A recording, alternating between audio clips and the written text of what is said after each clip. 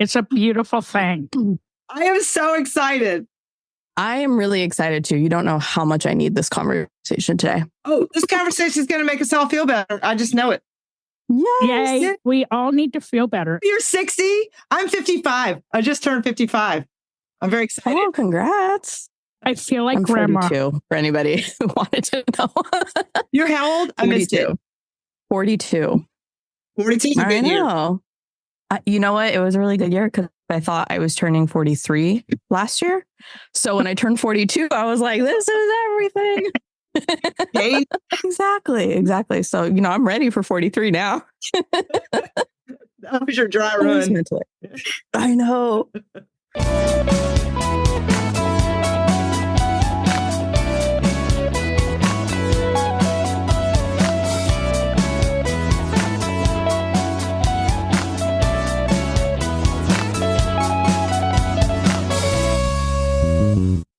Yeah, I just had Red Bull. I'm ready for it. Okay, I got my coffee. Shit. Okay, I got a Mountain Dew. You ready, G-Rex? Yep, ready? G-Rex, Dirty Skittles, Nicoa. Yeah. We're all ready. 3, 2, 1. Welcome back to another episode of Shit That Goes On in Our Heads. I'm Dirty Skittles. And I'm G-Rex. And I'm Nicoa. I love that y'all just entertained me with that. Well, how's your day, Nicoa? It's good. And I'll tell you why. Because I was busy. I'm going to throw a new phrase out. You guys are pretty cool. You're cooler than me. You've probably heard of this phrase. But I was busy herkle-durkling this morning. I don't know what that is. Guess what that means? What does it mean? Herkle-durkle. It's some sort of, I think it's Scottish. It's for hanging out in the bed a little bit longer than you should be. Nice. I do that every day. I know, man. I'm like a herkle-durkle master now. So I'm like herkle-durkling. And then finally, my husband, John, he was like, I'm going to go work out. And I was like, oh, good for you. Mm-hmm. So then he does. We have a Peloton, which we really do like it. He goes downstairs and he's working out and I'm herkle-durkling until he texts and he goes, done. And I'm like, but I'm still herkle-durkling. But I got up after the herkle-durkle. I got up and you can maybe tell my face is still red. I did it. I did a boot camp. And I had COVID 2 weeks ago. So doing 2 exercise days this week was that's like running a freaking marathon after COVID. I'm just I can imagine. Yeah. So Peloton, like the bike? Yeah, the bike. Or... And Peloton has everything and it's sponsored, but I know y'all would like to be sponsored by Peloton. Shout out to Peloton. Yeah, exactly. Shout out. They have mat, you can do a mat, you put your mat down, you got weights, you can do meditation, yoga, boxing. I pretty much do the boot camp because that's like whole body and I just get it over within 30 minutes and I'm done. I'm like, okay. Yeah. But I'll tell you a story. I've done other stuff. We had a Peloton and my husband was real committed, right? And this was like a couple of years ago, really committed to the Peloton. He would get on there. He would sweat up a storm. He felt great. And I was like, I should really get up on that. Probably did about 3 rides. And I shit you not, Peloton, I want you to sponsor us, but maybe stop listening now. That bike seat was painful. You gotta adjust it. I did. It would hit the bone right in the nose spot and it hurt so bad. So then I was like, I need a wider seat. That's the reason I'm not on the Peloton, right? Get a wider seat. It was such a pain in the butt to switch because my husband loved the actual Peloton seat. So then I was like, well, now, you know what? Fuck it. I tried everything, which honestly, come on, right? Yeah. Forget it. We gave up on the Peloton. Yeah. Never mind. Don't do it. Yeah. We ended up he just got a treadmill upstairs and I don't know. It's like a Nordic track maybe. And I've been on that. That's fun. Like that. Yeah. Then you can watch it. Well, now you can watch Netflix on Peloton. Oh, nice. Oh. That's good. Maybe you should go back to that Peloton. There's a lot of shows I got you the need Nordic to catch track. We're good. Whatever. Oh. You know what? I got snow and I get enough workout with that. So I don't need a Peloton. But they can still sponsor us.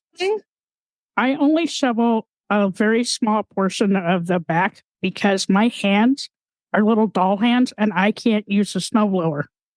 I really have like the fucking smallest hands in the world. They're like doll hands. So I just do a path from the back door to like a little cupboard spot. And then my wife does the rest because... Oh, that works. Or we have a neighbor that's been doing it. We had a bunch of trees that they took off of our hill and we gave them the wood. And ever since we gave them the wood, they've been snow blowing the sidewalk for us. So you know what? That's a barter. That's great. And we offer to pay them and they won't take a cent from us. So, those are good neighbors. I lived up in Massachusetts for a while. And when we bought the house, we're Southern. My first husband, I'm remarried, but my first husband and I were up there with our 3 kids. And we were buying the house. And the guy that owns the house says, hey, I'll throw that snowblower in there for $1,000 or whatever, And my husband was like, no, we're good. Oh, no. I've got video footage out the window back probably on my camcorder. And I'm like, hey, honey, how's that going out there? Wish you bought that snowblower, don't you? Are you having a heart attack yet? Because, the snow up here, it's not that light, fluffy stuff. It's usually like super wet and heavy. And no. I'm going to stay in the comfort of my house. I'm going to go shovel my little like 3-foot by 2-foot section and I'm good. Yeah. Yeah. I kind of miss the snow though. I liked it during holidays. I grew up in New England too. So like, I don't know. I just like the snow. It was pretty. But I also didn't have to shovel it. So yeah. Sometimes I would go shovel just because I worked full time. My husband was a stay-at-home dad and I would go and shovel the snow like for exercise. But he hated it when I would do that because all the neighbor guys, and they are traditional Massachusetts men. Yeah. And they're driving by like, what is she doing? Like, what kind of a husband is letting his wife? But I'm like, dude, I'm trying to get a workout here. It's fine. Oh, my God. I need a conversation. Do it. I know. What else can we talk about? Let's keep going. This is fun. Yeah. So tell me a little bit about some of the life lessons you've learned. I've got some notes here. So tell me what life by design means to Nicoa. Yeah. I asked this question to my podcast guests as well. And I was thinking the other day, well, what is my real answer? Like, what's the authentic life by design answer? And the truth is, my definition of life by design has evolved and it continues to evolve. And I think what I'm beginning to, the message I really want to give everybody about it is that you already have a life by design, whether you're thinking about it or not, because you're waking up every morning and you're making decisions and choices. And my work as an executive coach, and I'm a rapid transformational therapist. I help people kind of get over those subconscious blocks in life that are keeping them stuck. And my vision is to help people help themselves live a life by design that they don't need a vacation from. This does not mean that you don't take vacations, but you actually like your life, right? You really love it. And when you're living a life by design that you aren't thinking about, that's when you typically realize you're drinking too much wine at the end of the day, or you're waking up annoyed with your partner, or you're resentful of the guy at work. And so I thought, how do I define it? I define it as life by design is one that you're consciously aware of. And that with every choice you make, whether you're going to go get on that Peloton or you're going to shovel the snow yourself or delegate that or pay for that, right? Every choice you make, how does that align with what matters most to me? Not the world, not my mama, not the rabbi, not the whoever. What matters most to me? And once you realize that, it's a lot more liberating and you can create a life that you love. And most people don't realize they've got that much choice and power. What do you think? Yeah, this is coming at the right time. As you're talking about it, it makes sense that it would change every day, right? Because no day is ever the same. And there's going to be different opportunities, struggles, all of that. So for me, I'm, internalizing what you're saying and thinking of how I can apply it to what I'm currently going through. And I think on our last Q&A G-Rex, we talked about how I was like, I feel like I'm on the verge of something, like I'm going to make a life change, decisions are going to be made, all this stuff. And that is literally where I'm at. And so for me, for a while, I think maybe like a lot of our listeners, if things were tough, if I was having a hard time at work, if I was struggling to like go to sleep at night because I'm worrying about the next day or whatever, I think I would just apply this mentality of like, well, this is just how it is, right? This is just how it is. Suck it up, do it. That is what it is. And I used to say that all the time. And then recently, what I noticed about myself and what I think actually drove the changes that I'm making now is I realized I had made a decision that made me miserable. Mm. I was compromising my core beliefs and things that made me happy to just make it work because it is what it is. And once I realized that I had gone against the grain of who I was, that was it for me. Yeah. I was like, and it's nice. Like, it's good that I finally broke through that, but also a little sad too, because I'm like, why did it take literally to go against the grain of who I was, my beliefs, for me to realize, fuck this. I don't have to do this shit. I could literally not do any of this. Right. And do the things that make me happy.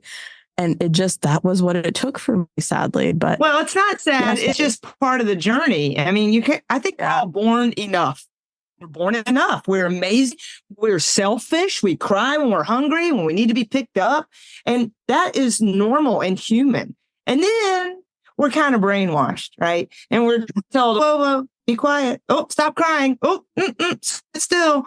And then we begin to start answering to all of that because that gets us the validation that we want. Oh, I'm a good girl, or, oh, I better do that so mom and dad love me. And over time, we just forget. And, in my case, I was living the American dream because taking my family to the next level. My dad was impoverished. I mean, he didn't have any electricity till he was 6. And then his dad was able to build a house. And then they upgraded to a 2-bedroom, 1 bath. And that was a big deal. And then my dad talked all about education. So here I am checking off the boxes, right?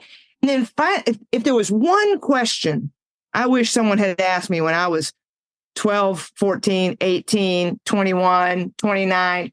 It was the question, why? Why are you doing what you're doing? It sounds like you asked yourself that question. Yeah, literally. I was like, why do I feel, I think for me, it was like, why do I feel the need to continue down this path? And I couldn't answer that anymore because I had realized it didn't matter what reason I had for why I was being miserable. What mattered the most was that this isn't me. And if I continue to be miserable, I'm literally having to make decisions that I don't agree with to continue on being a miserable person, right? Like I was like, fuck this. Like, this is bullshit. And I have to give myself credit for actually vocalizing that to the people that I work with and like the people above me that needed to know, hey, I just did some shit that I don't agree with. And that's it for me. Good for you. That's it for me. I will never do it again. Yeah. And I was like, you know what? Immediately released all that tension and that stress, and G-Rex knows because I vent to her every fucking day. But I feel good. Like I'm in a great headspace. I no longer feel tied or obligated to living that life, right? Like now I can kind of take a page out of your book and design what it is that I want the rest of my days to look like. And that makes me so happy too, because... Well, that makes me happy because what you did was you realized that you were the creator of your own reality. And, you can either look at it this way. One, it's the most annoying thing to recognize about life, or it's the most liberating, that I am the only one who can make anything mean anything. Yeah. Right? It was literally, I mean, you're absolutely right. Like I was doing this. I was feeling this way, but like the people that I was doing it for, they don't fucking care. Like they have no idea. Right. They're getting what they want out of it. So yeah, no. Now selfishly, I will go back to what makes me happy and not feel tied down. So well, you shouldn't have to, and that's called strategic self-care. And I'm big on that right now in the world of what I've been writing, what I've been publishing, what I've been talking with my clients about is self-care is not selfish. It's very strategic in a life by design. So, when I was on that, I posted on my story this morning on Instagram, I stopped herkle-durkling and now I'm working out. Why am I working out? I'm working out because my 83-year-old mother has a cane. I'm working out because I don't want to get lost when I'm driving in my car when I'm 83. I'm in the middle of my sandwich generation, taking care of my mom, taking care of I'm now an empty nester, but still you're available to these young adults. And we have 6 kids between the two of us, 3 and 3. And if I don't get on that Peloton, then I'm no good to anybody. I can't serve those 2 pieces of my life. But most importantly, I need to serve me first. And I know everybody listening, oh, okay, oxygen mask on me first. Yeah, I know. Well, yeah. You're like, that's exactly right. You might want to rewind. Yeah. Yeah, I am so selfish about my self-care and self-love. Yeah, it took a mental breakdown for me to figure that shit out. But I am happier now than I have probably been in the last 25 years. When I retired, like doors opened up for me that I didn't think were going to open up. Opportunities opened up. I'm just happier. And also turning 60 because now, like I said, I don't give a fuck. I don't give a fuck about, what people are saying about me, whether they listen to the podcast or not. I don't give a shit. I don't. You know what? Because I'm happy. I'm in a really good place. And I'm out there doing something that truly was never in the wheelhouse. This podcast, never in the wheelhouse. Retiring early, that wasn't in the wheelhouse. It happened and I'm happy for it. But and spending time with my best friend, right? Getting to do this and learning and thriving. I'm living my best fucking life right now. T-Rex, that just makes me so happy. And you know what I call what you're experiencing right now? It's called something even better. So people spend a lot of time wishing for this future life. Oh, I wish this, or I want that, I want this. And they're writing it all down and they're writing 3 gratitude items and they're having their, daily meditation, which I love all those things. But if you don't add the tagline or something even better, then you're restricting what's possible because we don't know. You didn't know this was possible. If you don't throw that in there and open up those blinders to say, I want this and I want to feel like this or something even better, then who knows what you're resisting in those statements. Right. Right. I am curious how did this start for you?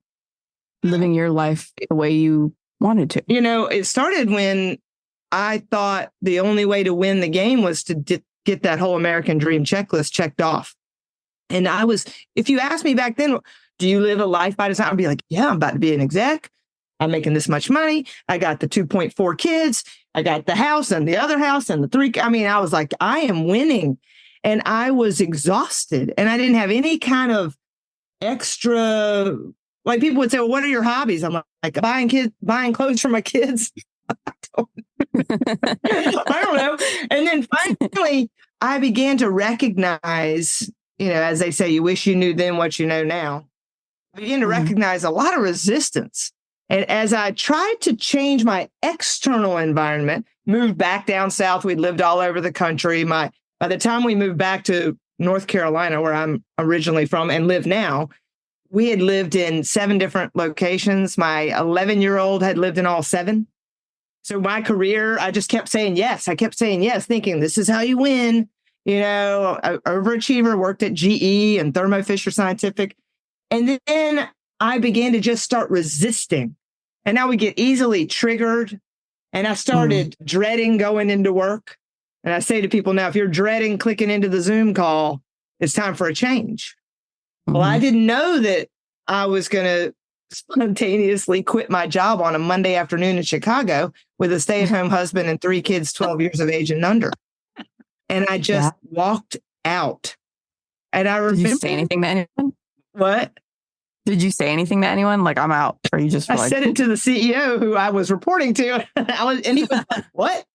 But I had this visual, like this window was shutting, like the conversation he and I were having. We were never going to be on the same page. And I remember thinking, wow, I'm about to leave this meeting and nothing changed. And he can't hear me. And I was really like, he doesn't see me. He doesn't understand me.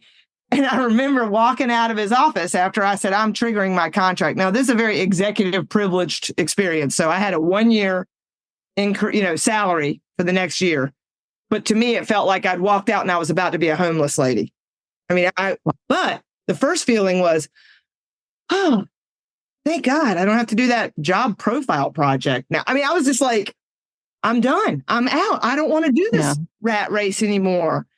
And the 2 years prior that I did not listen to, which I want to quickly share these two stories, because your listeners who aren't listening to their bodies and listening to their resistance and frustration, I had what we call it the near miss heart attack.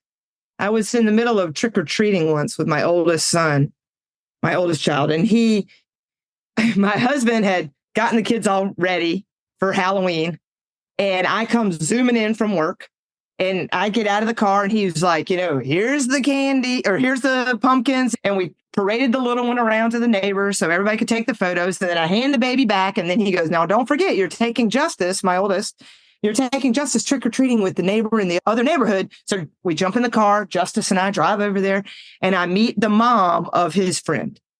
I'm not kidding you, within 30 seconds, I've forgotten her name.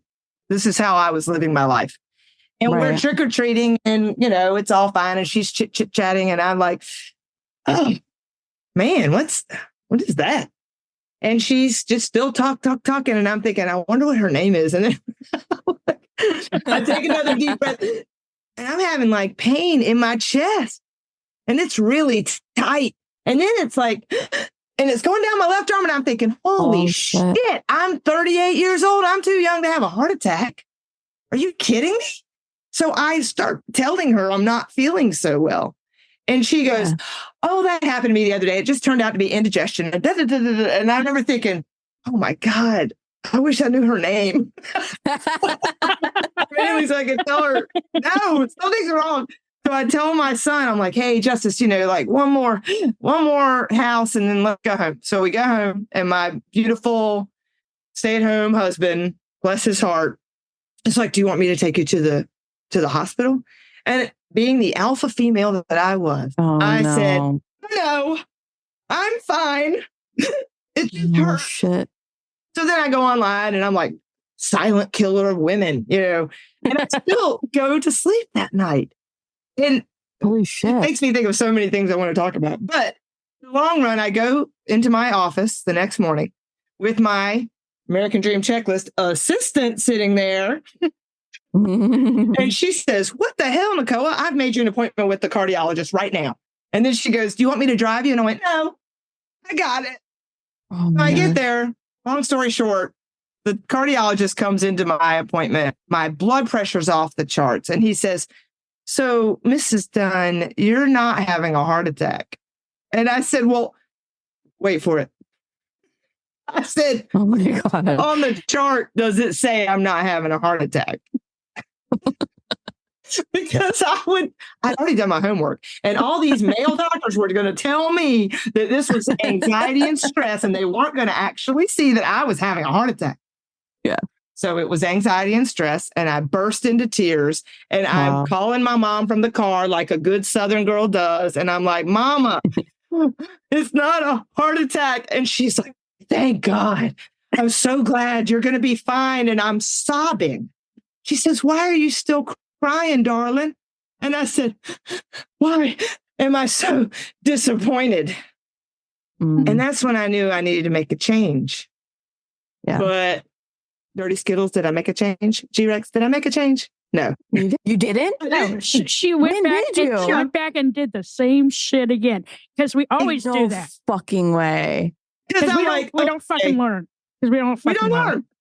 9 months later, malignant melanoma. I wonder why I keep looking at this mole on my right thigh. My first husband, sweet man.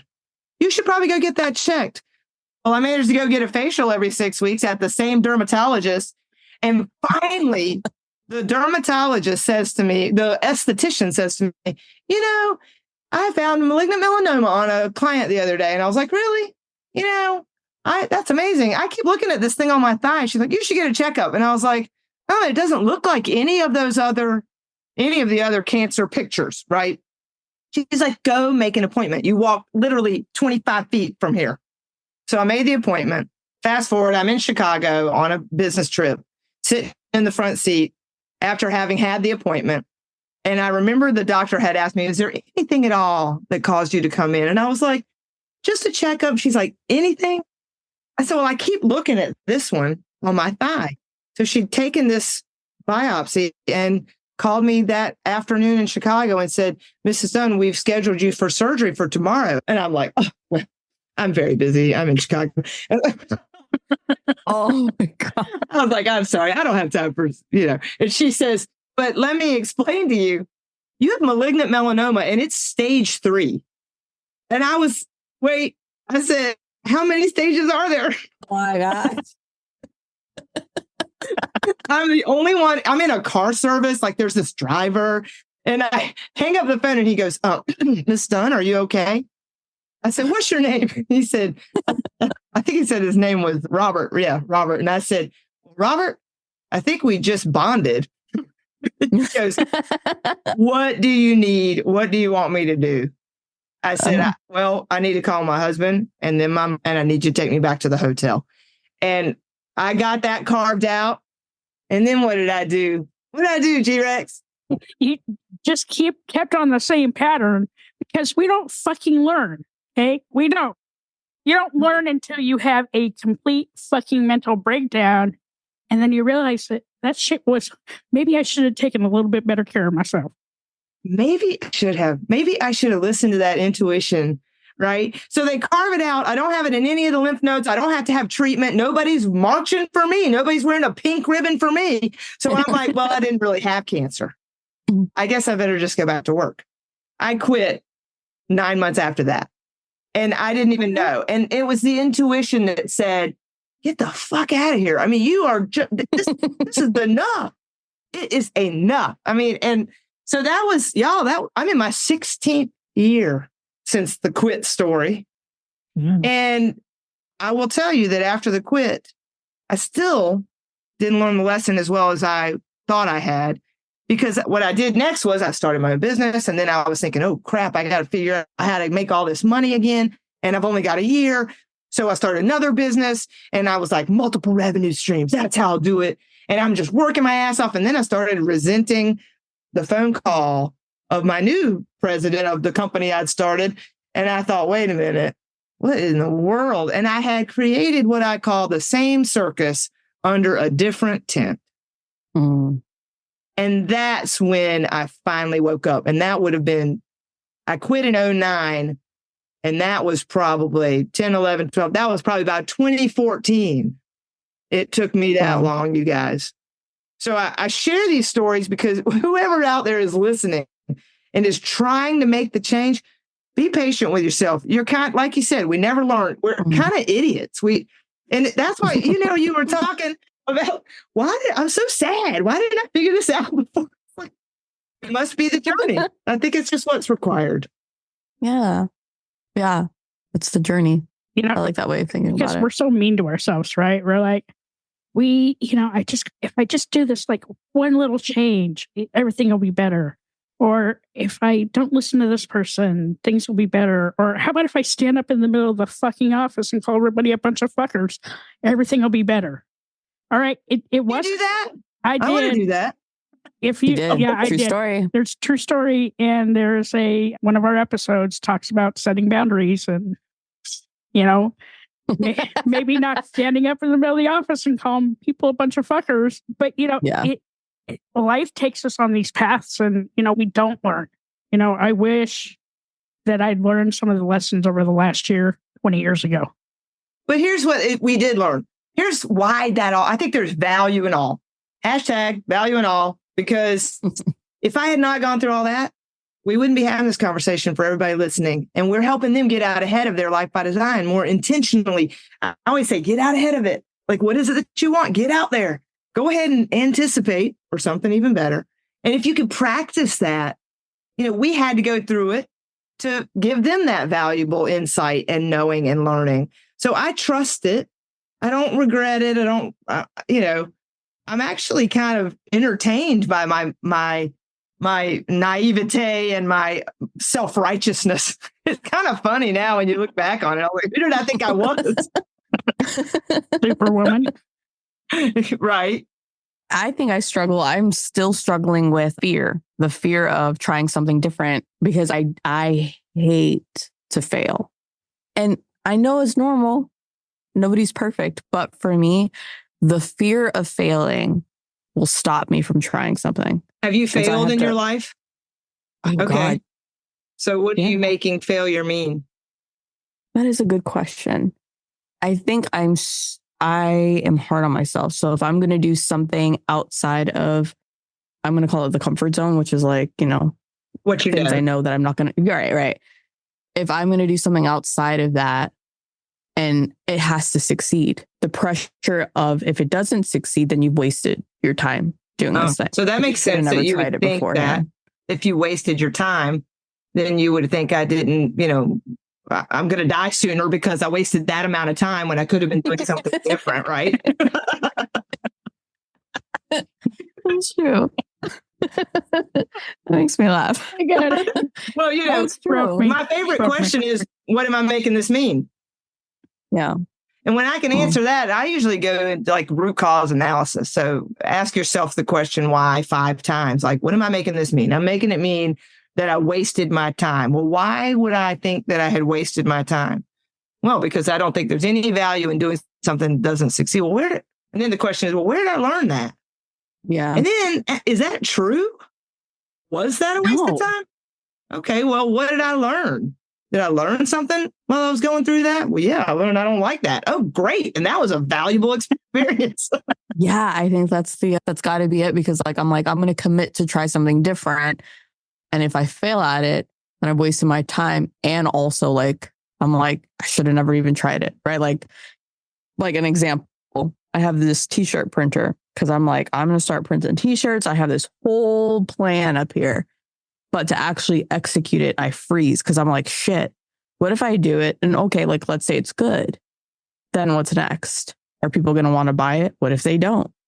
Then what am I doing? I'm just fucking out here. Well, I love that because you know what you just did is that you stepped back and you actually had a conversation with yourself. And if you can learn how to have all the time. A conversation, right? The shit that goes on in our heads. Well, I want you to say, well, that's one way to look at it. Yeah. And by the way, I do this whole thing with my coaching clients. It's called energy leadership. And we all have life experiences that brought us to today's conversation. And as a result of all of those life experiences, we have a perception of the world and we have an attitudinal perception. And there's 7 levels, but there's 6 different ways in which you can be perceiving your world. And the way you just described it is in that scenario, well, I've lost before I've even started. That's called level 1 energy. It's catabolic. It's really heavy. It's a scientific term for negativity and fear, uncertainty, and doubt. And that level 1 energy as the victim, which everybody hates that word, but it's victimhood. We go, oh, I've lost before I've even started. I mean, what if nobody even likes? You know what? Nobody even wants me to be printing any t-shirts anyway. I mean, who wants that from me? Or level 2 energy is the fighter. You know what? Maybe you flipped it around. You're like, well, screw this. I'm not going to do it. I'm an idiot anyway. I don't know what I think I'm doing. That's ridiculous. I'm going to just go sell that shit. And what a waste of my money. And you beat yourself up. Or you get to level 3, which is the first level of this taking response, ability to respond, right? I can respond to my world differently. I'm now in an anabolic space where I'm growing. It's lighter, doesn't feel heavy anymore. And because I can observe myself and have this conversation, I can change the words. And I can go, well, okay, I can look at it that way. Or I can just forgive myself for spending money on that t-shirt thing, because the truth is I don't really want to do it, or I would have done it by now. So I'm just going to go sell it on eBay and call it a day. Or I'm going to make 5 t-shirts today and I'm going to sell them to G-Rex and then I'll call myself successful. And you know what? I would buy those t-shirts. She would buy them. I would buy one because I love you and we had the conversation. Before you know it, you're like a phenomenal. Except the problem. You go to level 4, which is the caregiver, and you're just nice to yourself. You say, well, give myself a break. I got excited about t-shirts that day and I bought that thing. I'm just going to be nice to me. And maybe tomorrow I'll feel like it, but I'm not going to beat myself up anymore because I love me. And the only way I win is if I give myself that kind of love. Or win. Hey, G-Rex, you want to come over today? We're going to make 4 t-shirts and I need your help. A win for me is to get going on this plan. And, what do you think? Yeah, a win for me is to hang out with my best friend. Great. Or level 6, no big deal, man. Oh, yeah, there's the t-shirt. I don't make it mean anything. Level 7, which of the below 6 energies will I consciously choose to apply to this story today? Yeah. That's the practice. That's how you get to where you got in the last month. And if you keep practicing, you'll be like, well, yeah, that's just like you've learned in the past to say, well, it is what it is. Say, well, it is what I'm making it mean. Do I want to make it mean something else? Right. It's so interesting because I just applied those same exercises to the podcast, right? When we started this, we didn't think anybody was going to fucking listen to us. I mean, who wants to listen to us, right? We know nothing. But as time went on and we got more engagement from our listeners and from our guests, it was like, the only way to go up now is, the only place to go now is up. And if we do, I don't think we can fail. And like, we haven't gotten any bad reviews. I'm waiting for one. Right? Like, why would you even say that? Why would you? I don't know, because I don't want to put it in the air, but like, I think that I would handle it a lot better now than I would have, almost. So you're trying to test yourself. I'm trying to test myself, right? And I get to spend time with my best friend. Like, we don't work together anymore, thank God, but I do call her every morning and make sure. Thank God. And make sure that she hasn't completely walked off the job or told somebody to fuck off. Like in person, because those are not the best ways to deal with your life. All right. Like, you have to kind of think about what the consequences are going to be. And if you are like physically and maybe monetarily able to do that, right?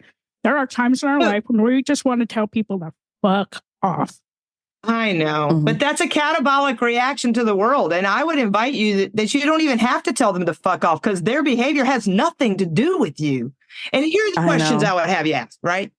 The questions are these. Number 1, what do I want? Not about anybody else, right? Number 1. And then when you got a little extra time, why do I want that? Really understand. Why do I want that? Number 2, how is what I'm doing getting me what I want? How is my current behavior, my perception, my story about this? How is that getting me what I want? All right. Well, if it's not getting me what I want, am I willing to try a different way? Am I willing, not the guy across the hall, not the person leading the meeting? Am I willing to try a different way? And the most powerful different way is to change what I am making it mean. And that's what you were talking about earlier about, and then I didn't have any more tension. I no longer resisted what is.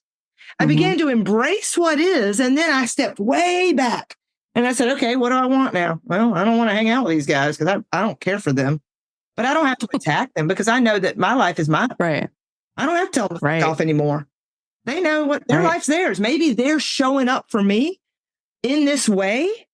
So I will make that life change. So I will leave. So I will go do what I actually want to do, because the reason they're really pissing me off and I'm really getting triggered because they're not showing up for me the way I wish they would is because somehow, somewhere, an agreement was made that would be the instigator for me to do something even better.